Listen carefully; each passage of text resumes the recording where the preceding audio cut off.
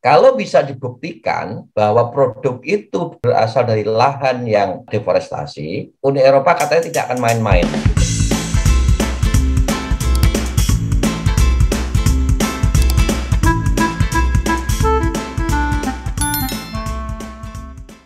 Selamat sore, sahabat literasi. Salam sehat, salam semangat. Terima kasih tetap stay tune di podcast Literasi Komunikasi. Salah satu podcast yang coba menarasikan hal-hal yang terkait dengan literasi, kebijakan, dan komunikasi dari berbagai isu yang ada di Indonesia. Kita mencoba memberikan berbagai perspektif dari orang-orang hebat tentunya, yang memahami konteks, bahkan juga konten, sehingga kemudian diskusi kita bisa lebih cair, serta serius tapi santai. Kita mencoba membangun negara ini dengan berbagai cara. Salah satunya adalah memberikan edukasi kepada masyarakat Indonesia dalam memahami berbagai isu yang kita coba diskusikan. Kali ini kita akan berdiskusi dengan mentor saya, masih muda. Beliau Guru Besar Fakultas Kehutanan Universitas Gadjah Mada. Beliau Profesor Dr. Ahmad Marini. Kita sapa beliau. Selamat sore, Prof. Apa kabar? Selamat sore, selamat malam, Pak Raja, Dr. Raja Napitupulu.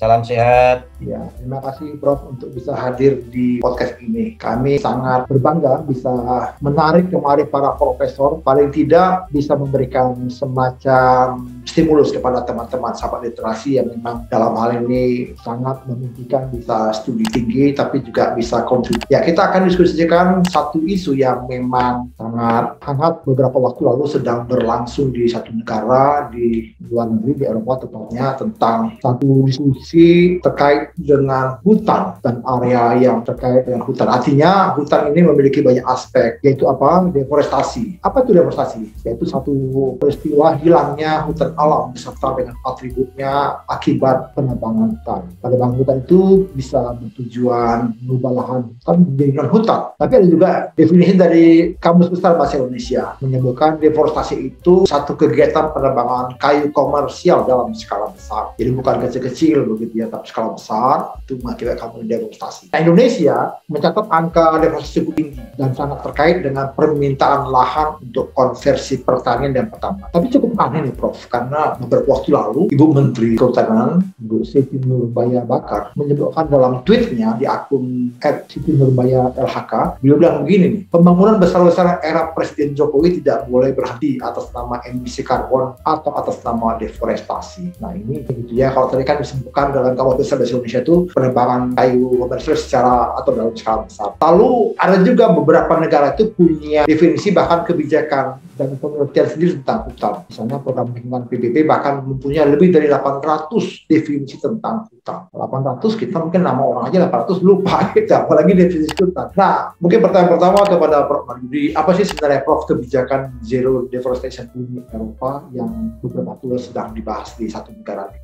Baik, Pak Raja, rekan-rekan sekalian, sahabat literasi dan komunikasi, selamat malam. Jadi ini kesempatan yang luar biasa bagi saya bisa berjumpa di sini. Jadi ini memang satu hal yang sangat menarik. Kira-kira November yang lalu, tahun lalu, belum satu bulan ataupun beberapa hari sebelum COP perubahan iklim di Glasgow, itu Parlemen Uni Eropa mengeluarkan semacam proposal untuk istilahnya menyetop deforestasi. Bagaimana mereka bisa berkontribusi dalam upaya mencegah terjadinya deforestasi. Nah, mereka meluncurkan proposal itu yang dikenalnya sebagai Zero Deforestation. Zero Deforestation itu ya tidak ada deforestasi begitu ya, kira-kira mungkin bisa diartikan begitu. Ini memang menarik, masih dalam pembahasan di Parlemen Uni Eropa sebelum nanti benar-benar diluncurkan, tapi ada beberapa hal yang menarik sebenarnya. Jadi deforestasi ini menjadi debatable karena memang ada berbagai macam terminologi begitu ya. Mungkin terminologi paling gampang hilangnya hutan begitu kan, tapi hilangnya hutan seberapa atau bagaimana hilangnya prosesnya itu menarik, dan itu bisa ditelusur dari definisi hutan sendiri, itu masih debatable. ya. Jadi definisi hutan walaupun FAO begitu ya, FAO itu sudah mempunyai, FAO kan lembaga PBB begitu kan, itu mempunyai definisi hutan. Luasnya minimal 0,25 hektar, didominasi tanaman berkayu, pepohonan dengan kanopi 10% dan lain sebagainya. Tapi di antara negara-negara di dunia ini mempunyai definisi hutan yang berbeda-beda. Indonesia berbeda dengan Australia. Australia mungkin 3 meter, ketinggian 3 meter sudah hutan. Indonesia mungkin itu semak gitu kan. Jadi yang kebijakan anti deforestasi di Uni Eropa ini disinyalir itu ingin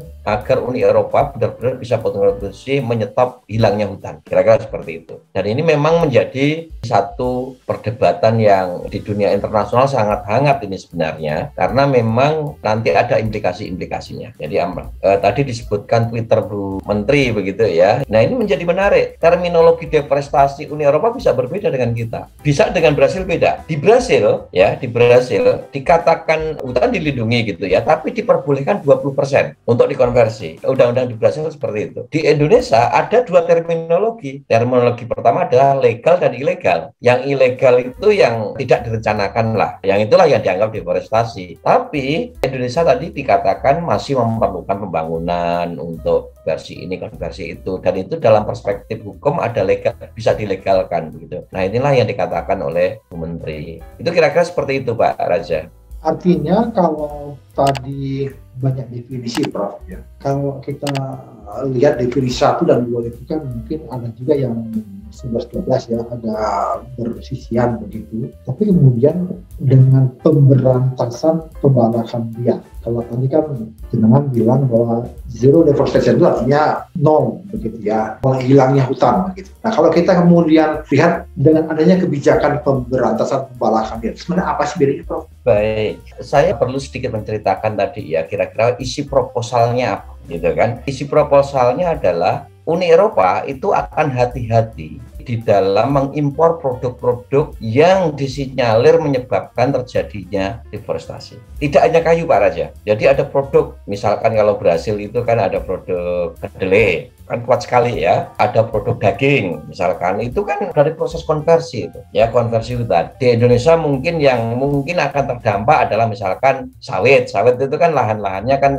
banyak yang dari konversi hutan. Jadi ada beberapa produk yang nantinya Uni Eropa itu akan memeriksa, diuji tuntas, benar enggak ini nanti berasal dari lahan yang tidak deforestasi. Bahkan sampai akan dicek, ditelusur dengan geoposition kayak GPS begitu. Jadi seperti itu Pak Raja. Jadi produknya tidak hanya kayu saja, tapi produk kopi, ada kakao, ada daging, ada kedelai, minyak sawit yang sekarang ini juga masih ya, ibu-ibu pada komplain ya kemarin ya, harganya mahal gitu. Nah itu juga akan dia ditelusuri gitu. Kalau bisa dibuktikan bahwa produk itu berasal dari lahan yang deforestasi, Uni Eropa katanya tidak akan main-main begitu. Dan bahkan akan memberikan sanksi hukum bagi operator. Ya, operator itu siapa? Importirnya begitu. Jadi importir diberi kewajiban untuk memastikan, dan sampai kalau misalkan tidak mampu dan memang dibuktikan dari lahan terdeforestasi, ada sanksi-sanksi hukumnya. Nah, ini berbeda dengan kebijakan mengatasi pembalaan liar. Pembalaan liar, illegal logging begitu ya. Itu memang Uni Eropa ini unik. Tahun 2003 mereka mengeluarkan rencana aksi yang namanya Forest Law Enforcement, Governance and Trade ya. Jadi bagaimana mendorong terjadinya penegakan hukum, perbaikan tata kelola melalui perdagangan kayu-kayu legal. Dan itu dimulai dari tahun 2003 dan Indonesia termasuk salah satu yang leading karena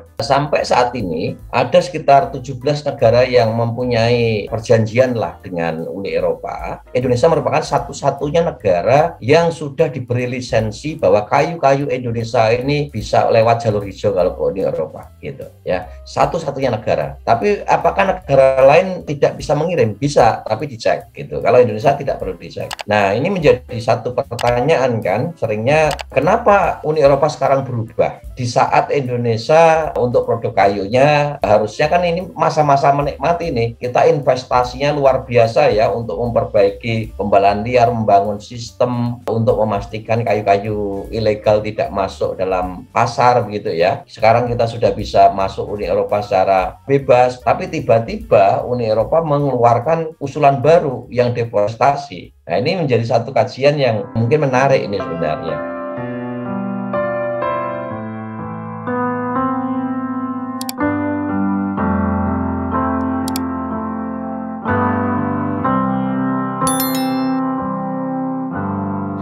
Another summer day is coming on away, and Paris and Rome, but I wanna go home.